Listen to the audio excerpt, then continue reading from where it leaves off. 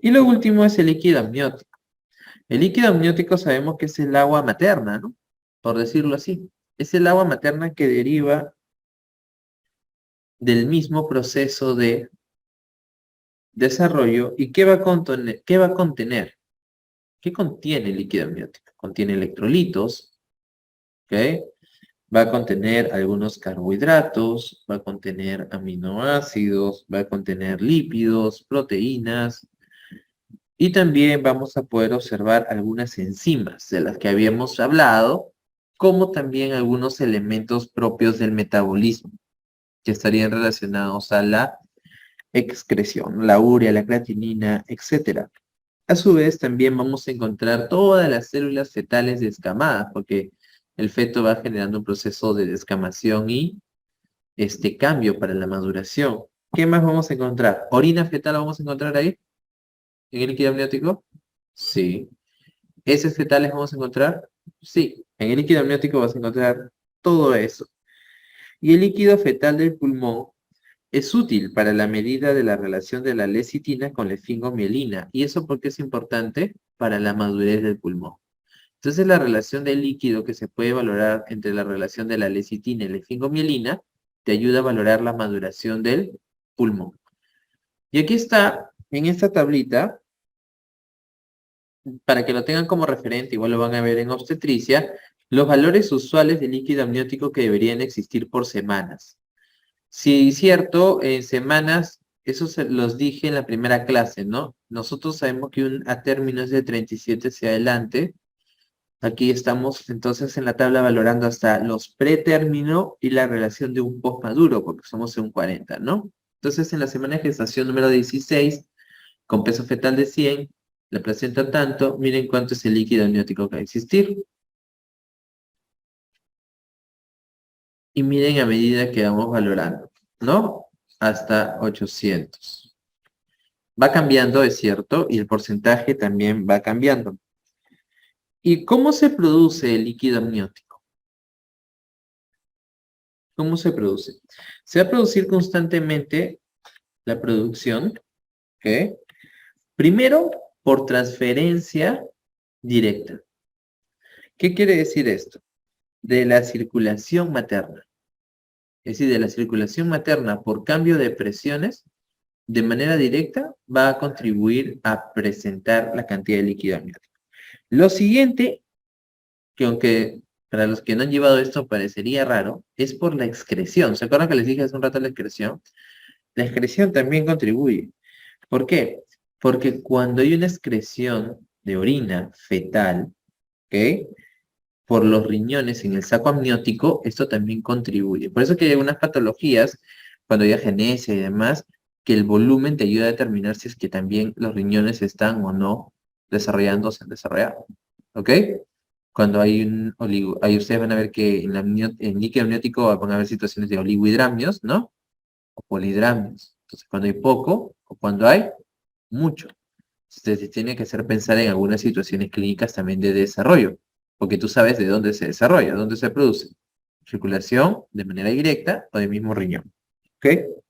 Entonces, ejemplo, si yo tengo un defecto renal, imagínense que no tiene riñones. ¿Va a haber más líquido o menos? Menos. Va a haber un oligohidramios. ¿Tú ves un oligohidramios? Hay que descartar. ¿Por qué? Un ejemplo, agenesia renal bilateral. Porque estamos viendo que esta va a ser o va a contribuir a lo que vendría a ser el proceso de producción. Ahí se acuerdan del qué síndrome se presentaba con la agenesia renal bilateral. Una de las características, el síndrome de Potter. ¿Sí? El síndrome de Potter. También hay cardiopatía, etcétera, pero ese era uno de los aspectos más llamativos de repente para tenerlo en cuenta. Entonces, en el embarazo temprano, sobre todo circulación materna, si queremos ser más específicos, es un ultrafiltrado en relación, ¿ok? ¿Estamos bien? Sí, es un ultrafiltrado. ¿Desde qué semana, sobre todo, nosotros decimos que el volumen va a depender más de la parte de la orina fetal.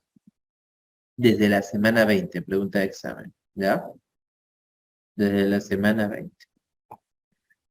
La cantidad, el volumen que vamos a condicionar para el líquido amniótico que va a estar, por decirlo así, direccionado, comandado por va a ser desde la semana número 20. No se olvide. ¿Ok? Pero ¿desde qué semana el riñón del feto empieza a producir orina? Vamos a hacer unas pequeñas pinceladas, luego lo vamos a volver a ver. ¿Desde qué semana se produce el riñón? Te dije, ¿cuál es la semana que no hay pierde? Cuarta. Cuarta, ¿sí? ¿Sí o no? Con el pronéfros. ¿En qué semana se produce el riñón definitivo? Pregunta de examen. Quinta. ¿Cuál es el riñón definitivo? Metanéfros. ¿Estamos bien hasta ahí? Pronéfros, mesonéfros, metanéfros. Luego vamos a ver eso un poquito más. No hoy día, sino la próxima, que es nuestra última clase, pero ya tienen las pinceladas, ¿no? Ese es el segundo aspecto. ¿Pero qué? ¿Desde la quinta ya se produce la orina? No. La orina se produce desde la semana número 12. ¿Ok? La orina se produce desde la semana número 12. ¿Estamos bien? Pero igual tiene que desarrollar y tiene que empezar a ser mucho más maduro, ¿no? Porque ustedes saben que va madurando. El riñón es uno de los órganos que en un recién nacido a término llega a ser maduro cuando el niño nace a término. Porque hay sistemas que no terminan siendo maduros cuando nacemos, ¿verdad? Por ejemplo, el sistema respiratorio, si nacemos, es maduro. Ahorita voy a tener un hijo y van a nacer a las 38 semanas. ¿Es su sistema respiratorio maduro? ¿O que son 38 semanas, sí o no? No. ¿En qué semana, en qué momento termina de madurar los pulmones? Hasta los 8 años todavía. ¿Sí? Entonces, no, se madura. ¿El sistema nervioso es maduro cuando nacemos? Empezamos caminando, hablando. ¿No? No. Algunos ni terminan de madurar todavía, ¿verdad? Va madurando a lo largo de los años. En cambio, el riñón sí llega a ser uno de los que cuando nacemos tiene un componente maduro, salvo que nazca pretérmino. ¿Está bien? Salvo que nazca pretérmino. Eso es un dato importante, interesante, cuando tú tengas neo, ¿no? Porque el riñón sí, pero si nace pretérmino ya no. ¿Ok? Porque miren desde qué semana está produciendo. La función de riñón es muy interesante porque no solo es excretora, ¿no? Es medio interno, ¿qué más? Equilibrio ácido-base, ¿qué más? Hormonal, o no es hormonal. Habíamos visto que si bien es cierto, la parte hormonal no gobierna en la etapa fetal porque es más hepática, ¿no? Pero también ya desde la semana número 38, 28, se acuerdan que el riñón también empieza a producir ya la eritropoyetina. Entonces, tiene varios componentes que hacen que su proceso empiece a darse de manera más fidedigna. Es más, el riñón definitivo se forma en la quinta semana. Pues miren, desde casi el inicio. Pero luego, es como que tienes la forma, pero luego tiene que darse la maduración. ¿Ya? Interesante. Entonces, desde la semana 20, ¿quién gobierna el líquido amniótico? La orina fetal. ¿Por qué? Porque desde la semana 12 se empezó a producir la orina. ¿La orina se produce por qué? ¿De dónde se produce la orina? ¿De la sangre? No. Del plasma de la sangre. ¿Sí? No es lo mismo, ¿ya? Pero está bien la idea. La filtración del plasma sanguíneo. Se los dije, creo, cuando vimos el mato. ¿Cuánto era la filtración? La tasa de filtración. Primero tenemos que tener el flujo plasmático, ¿no? Que era más o menos el 50% del flujo sanguíneo. Y ese es el 20% del flujo plasmático, ¿no? La tasa de filtración glomerular es el 20% del flujo plasmático renal. ¿Está bien, amigos? Ahora, desde la semana número 12 se empieza a dar este proceso, pero desde la semana número 18 dice la literatura, el Langman, que el fetito, bueno, en este caso va a producir de 7 a 14 mililitros de orina por día. Es un concepto teórico, nunca he visto que hayan preguntado algo así, pero para los que van a llevar embrión por primera vez, sí les pueden preguntar, ¿no? Son sutilezas, pero importante para que te ubiques, ¿no? Entonces, la orina fetal contiene urea igual, creatinina y ácido úrico, más que el mismo plasma del mismo feto, ¿ok? Entonces, eso es lo que tenemos que reconocer aquí en relación a la producción.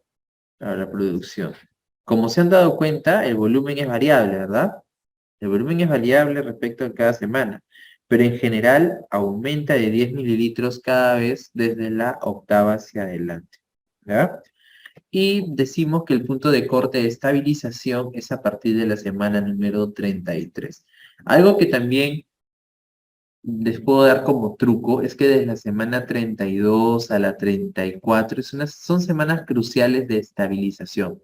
Ahí valoramos la relación del pico de surfactante, ¿no? La relación del pico de líquido amniótico. Valoramos también la relación de qué? Del posicionamiento de la cabeza. Ahí está la maniobra de la versión cefálica externa, ¿no? Porque si hasta la semana número 32 a la 34 ya es podálico, todavía pues 32 sobre todo, puedes hacer una maniobra que hace que de podálico lo vuelvas cefálico, pero si ya es después ya no. Entonces va a ser un parto distóxico después, ¿no? Entonces son semanitas truco, porque el pico máximo también de surfactante es 34, ¿verdad? No es una cosa es cuando se produce y otra cosa son picos, ¿ah? Son cosas diferentes que a veces también nos puede generar error. Entonces hemos visto ya la producción, el contenido que falta, la reabsorción, ¿sí o no? Entonces, la reabsorción de líquido amniótico va a darse constantemente. Primero, ¿cómo? Porque el mismo feto ingiere líquido. ¿Ok? ¿Qué, doctor, se lo traga? Sí. El feto va a ingerir el mismo líquido amniótico. ¿Ok? ¿Y qué va a pasar? Va a ingresar, se va a absorber en la sangre fetal y va a pasar a través del tracto gastrointestinal, ¿no? Porque lo va a absorber. ¿Y qué va a suceder? Va a circular nuevamente, porque es un proceso cerrado. Entonces ahora se podrán imaginar el otro escenario. ¿Qué pasa si, por ejemplo, tengo ahora un problema de la deglución? Tengo una atresia. ¿Se acuerdan de la sirenomelio que habíamos visto? Que había atresia. ¿Qué pasa si tengo una atresia? Había una fístula en algunos casos y pueden haber atresias en otros, ¿no? ¿Qué pasa si no ingreso? ¿Qué va a pasar con el líquido ahora? ¿Se va a reabsorber? Se va a quedar afuera.